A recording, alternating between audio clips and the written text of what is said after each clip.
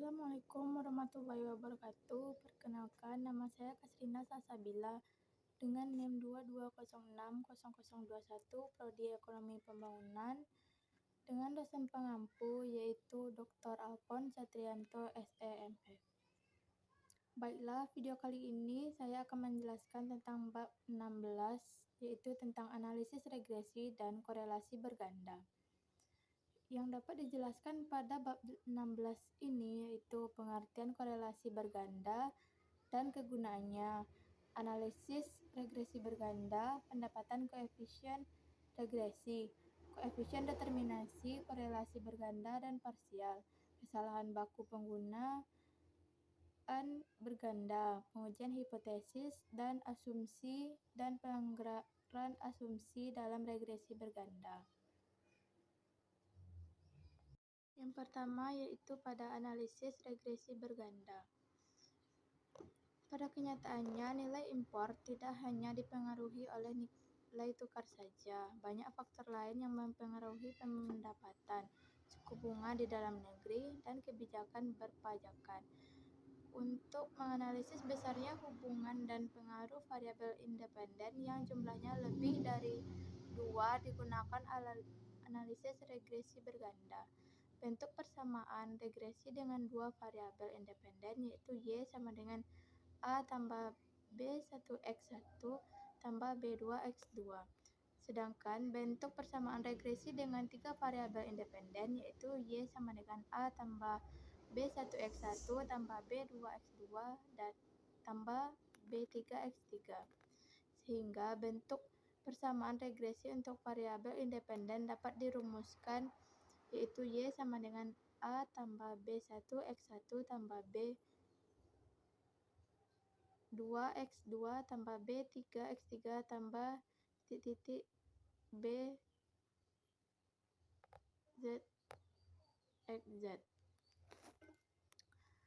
Untuk persamaan regresi dengan dua variabel independen, nilai koefisien regresi yaitu B1 dan B2 serta nilai intersept A masih dapat dicari dengan menggunakan alat hitung sederhana atau manual. Namun, untuk memudahkan mencari nilai koefisien regresi untuk lebih dari dua variabel independen dapat dibantu dengan komputer, baik menggunakan Microsoft Excel maupun SPSS. Untuk memperoleh nilai koefisien regresi A, B1 dan B2 dari persamaan Y sama dengan A tambah B1X1 tambah B2X2 dapat digunakan metode ordinary least square atau OLS yang telah dikemukakan pada bab 15. Prinsip metode OLS adalah meminimumkan jumlah kuadrat deviasi sekitar garis regresi. Nilai koefisien regresi A, B1 dan B2 dapat dipecahkan secara simultan dari tiga persamaan tersebut.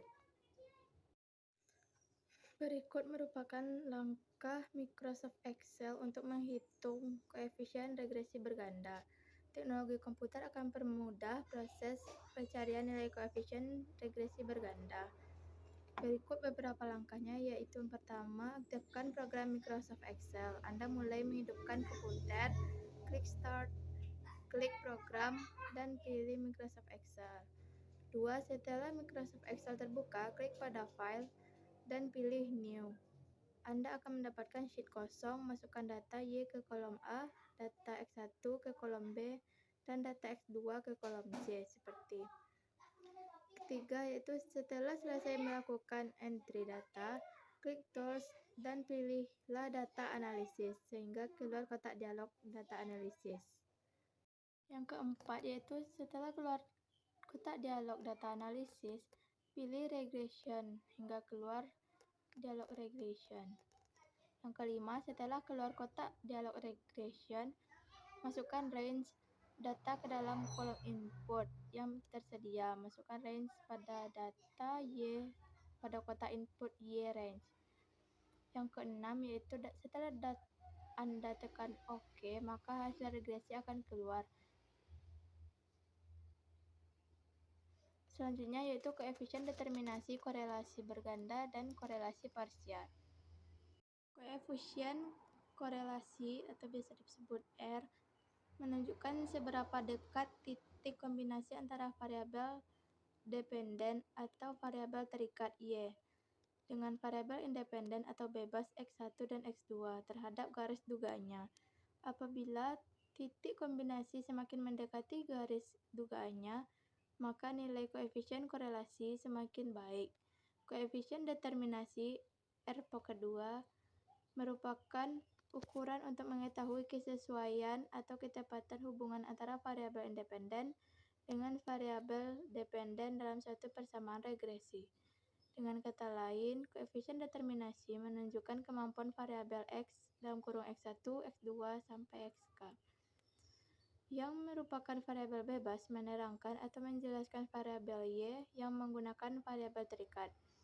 Semakin besar nilai koefisien determinasi, maka semakin baik kemampuan variabel X menerangkan atau menjelaskan variabel Y. Koefisien determinasi menunjukkan suatu proporsi dari varian yang dapat diterangkan oleh persamaan regresi, regression of sum squares atau RSS, terhadap varian total, total sum of squares, TSS. Besarnya koefisien determinasi dirumuskan dengan R kuadrat sama dengan varian yang diterangkan persamaan regresi atau RSS per varian total, TSS. Dalam artian R kuadrat sama dengan sigma Y bar kurang Y bar dalam kurung kuadrat per sigma Y kurang Y bar kuadrat sama dengan ISS per TSS. Koefisien korelasi digunakan untuk mengukur keeratan hubungan antara variabel terikat Y dengan variabel bebas X. Semakin besar nilai koefisien korelasi menunjukkan semakin eratnya hubungan, dan sebaliknya. Koefisien korelasi merupakan akar kuadrat dari koefisien determinasi yang dirumuskan sebagai R sama dengan akar dari R kuadrat. Selanjutnya yaitu korelasi parsial. Korelasi parsial dalam regresi berganda digunakan untuk melihat besarnya hubungan antara dua variabel bebas dan variabel terikatnya. Mengenai koefisien korelasi yang menghubungkan antara dua variabel seperti R, Yx1, R, Yx2, dan seterusnya yang menggambarkan hubungan antara Y dengan X1, Y dengan X2. Koefisien korelasi yang demikian dikenal dengan koefisien korelasi tingkat nol. Pada regresi berganda dapat dikenal koefisien korelasi yang dilambangkan dengan R. Koefisien ini menggambarkan hubungan antara Y dengan X2 dan X1 sekaligus. Korelasi parsial dilambangkan dengan R, Yx1, X2 yang menyatakan hubungan antara Y kecil dengan X1 di mana X2 dianggap tetap. Selanjutnya masuk kepada kesalahan baku dalam regresi berganda. Kesalahan baku dalam regresi berganda adalah suatu ukuran untuk melihat ketepatan antara nilai dugaan Y dengan nilai sebenarnya Y. Sebagaimana juga berlaku untuk regresi sederhana yang dapat dibahas. Apabila nilai dugaan semakin mendekati nilai sebenarnya, maka persamaan yang kita peroleh juga semakin baik. Apabila nilai dugaan semakin jauh dari sebenarnya, maka persamaan yang kita gunakan itu tidak baik. Dari hasil regresi kita mendapatkan persamaan Y sama dengan 15,086 kurang 1000,015 X1 kurang 0,41 X2, sehingga kita dapat menduga berapa permintaan seseorang dengan pendapatan 5 juta per bulan dan harga minyak 7.000 per liter. Perbedaan nilai dugaan dengan nilai sebenarnya disebut dengan kesalahan baku penduga. Kesalahan baku penduga disebut juga dengan standard error estimation. yaitu melihat seberapa jauh nilai penduga, yaitu B1 dan B2, dari nilai sebenarnya, yaitu B1 dan B2 parameter populasi. Oleh karena nilai ini menunjukkan besarnya penyimpangan atau error, maka semakin kecil nilainya dianggap akan lebih baik untuk menghitung kesalahan baku penduga. Selanjutnya yaitu pengujian hipotesis pada regresi berganda. Pada kali ini membahas pengujian hipotesis baik pengujian secara bersama-sama maupun parsial. Pengujian hipotesis untuk melihat apakah variabel bebas mampu serta menyeluruh bersama-sama menjelaskan tingkah laku variabel terikat adalah dengan menguji global atau uji F. Selain itu, mengetahui kemampuan secara bersama-sama variabel bebas menjelaskan variabel terikat. Juga perlu mengetahui apakah setiap variabel bebas juga mempengaruhi terhadap variabel terikatnya. Untuk pengujian ini digunakan uji T. Selanjutnya yaitu uji global. Uji global disebut juga dengan uji signifikansi serentak atau uji F. Uji ini dimaksudkan untuk melihat kemampuan menyeluruh dari variabel bebas, dapat atau mampu menjelaskan tingkah laku atau keragaman variabel terikat, Y. Uji global yang dimaksudkan untuk mengetahui apakah semua variabel bebas memiliki koefisien regresi sama dengan 0. Untuk melakukan pengujian secara global, ada beberapa langkah yang diperlukan. Yang pertama yaitu menyusun hipotesis. Hipotesis yang ingin diuji adalah kemampuan variabel bebas yang menjelaskan tingkah laku variabel terikat. Apabila variabel bebas tidak dapat mempengaruhi variabel terikat, dapat dianggap nilai koefisien regresinya sama dengan 0. Dalam menyusun hipotesis, selalu ada hipotesis 0 dan hipotesis alternatif. Hipotesis 0 selalu mengandung unsur kesamaan, sehingga dapat dirumuskan hipotesis 0 adalah koefisien regresi sama dengan 0. Untuk hipotesis alternatifnya adalah koefisien regresi tidak sama dengan 0.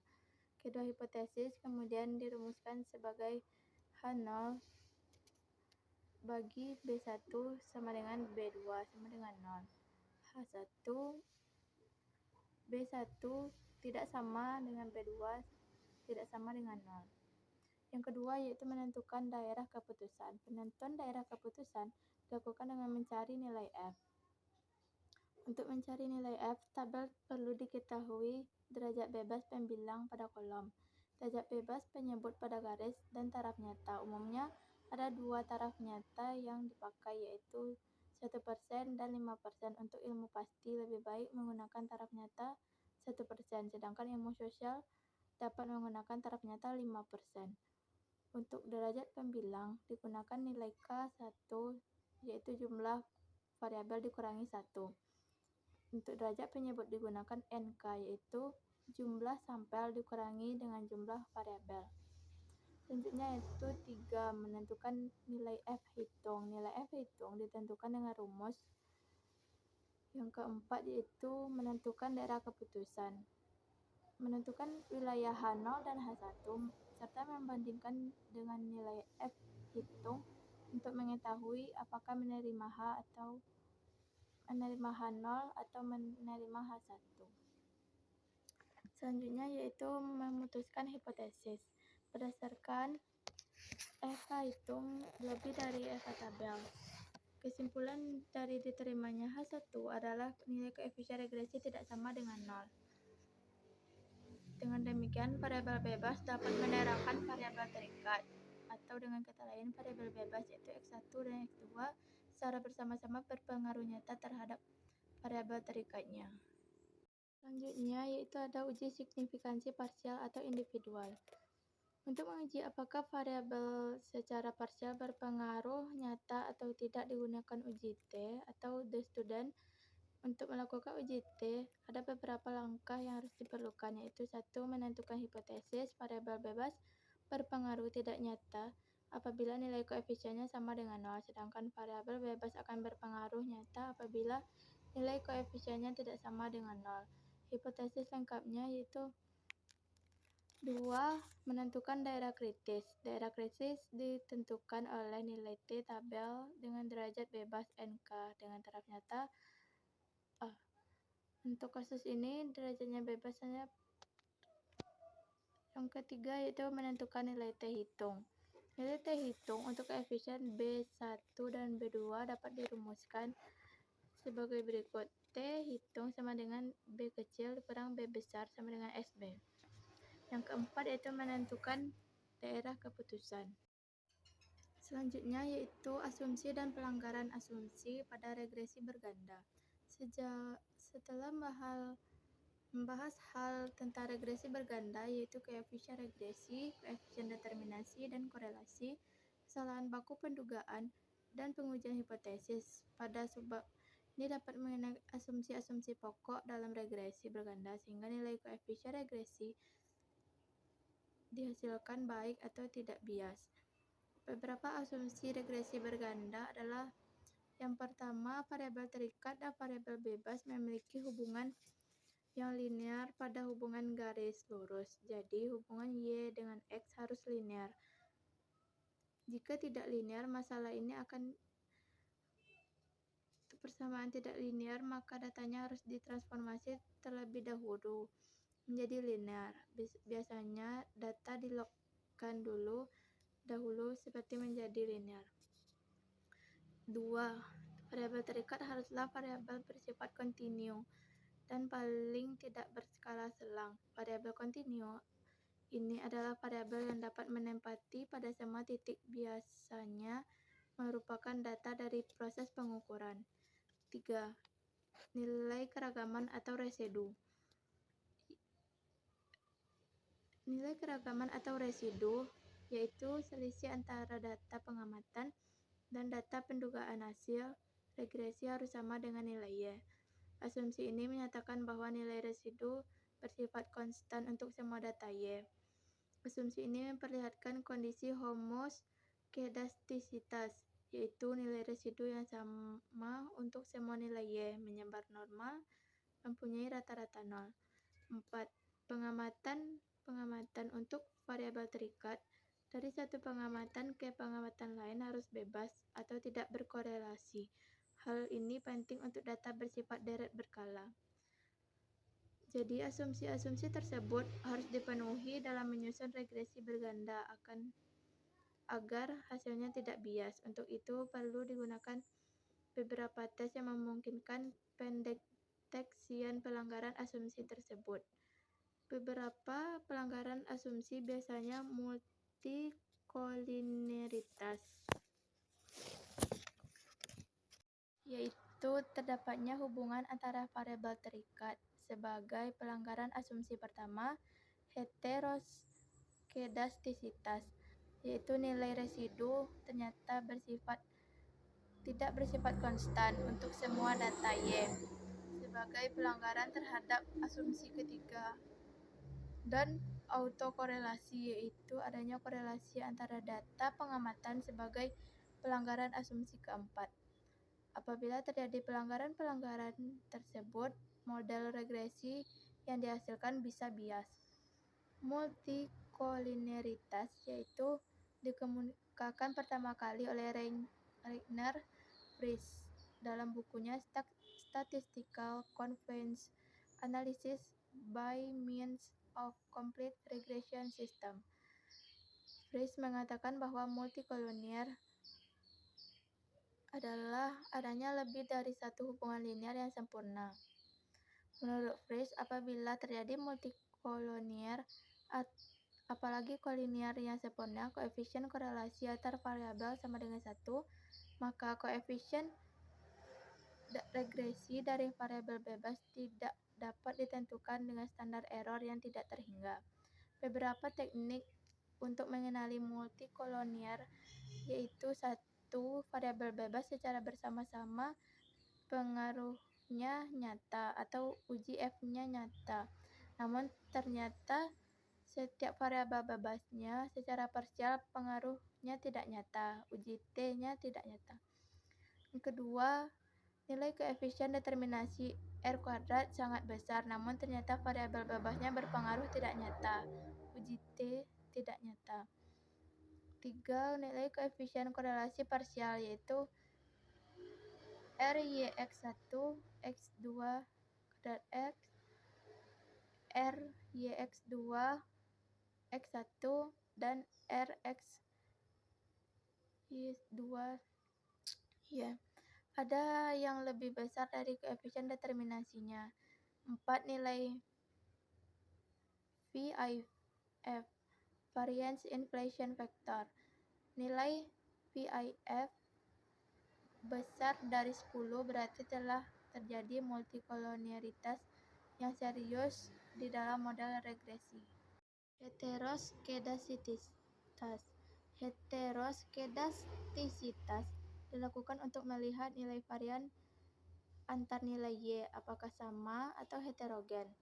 Data cross-section yaitu data yang dihasilkan pada suatu waktu dengan banyak responden.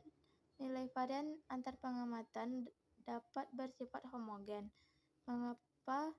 Karena ada 3 kemungkinan, yaitu 1. Data bersifat cross-section memungkinkan rendahnya banyak variasi. Misalnya, pendapatan mempunyai kisaran ratusan ribu sampai miliaran rupiah. Kedua, itu proses belajar. Dengan bertambahnya ilmu dapat membuat varian lebih kecil. Ketiga, yaitu teknik pengumpulan data. Data yang berjumlah apakah banyak akan memperkecil varian. Dampak dari heterokedastisitas yaitu ada 3.